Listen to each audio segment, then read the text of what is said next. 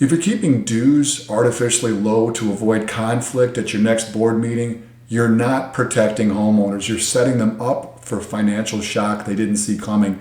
And when it hits, they're coming for you. Here's a scenario we see play out constantly in communities across Southeast Michigan.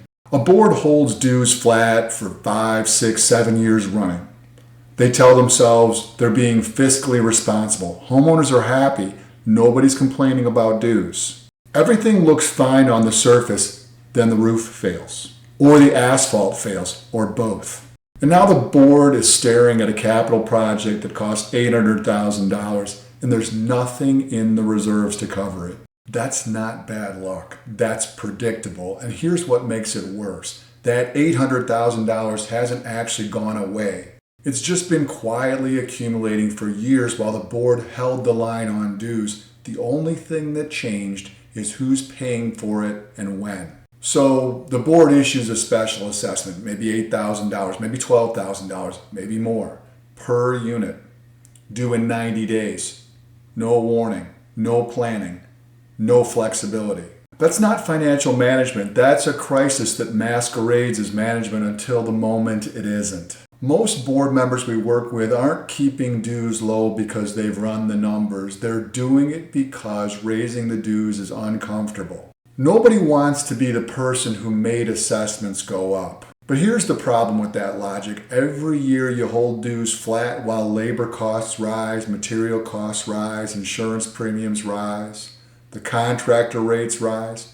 Your community falls further behind. The gap between what you're collecting and what you actually need doesn't disappear, it compounds. And it's not just the financial exposure. Communities that carry thin reserves and show erratic assessment history create real problems when homeowners try to sell or refinance. Lenders look at reserve funding levels. They look at special assessment history. A poorly managed balance sheet doesn't just hurt the association, it suppresses property values for every single owner. Keeping dues artificially low isn't free. You're just moving the cost somewhere less visible for now. The alternative, modest, predictable, inflation-adjusted increases each year, sounds simple. But in practice, it requires reserve study integration, budget modeling, a defensible communication strategy for homeowners, and the discipline to hold the line even when it's unpopular. Most self-managed boards don't have the tools, the time, or the political insulation to do this consistently. And the boards that try often get it partially right, which can actually be more dangerous than getting it completely wrong because partial compliance creates a false sense of security. Building a reserve strategy that actually protects property values and shields board members from liability is not a spreadsheet exercise. It's a discipline that has to be embedded in how the association is managed year after year. If your community is holding dues flat and calling it fiscal responsibility, we'd encourage you to ask yourself one question.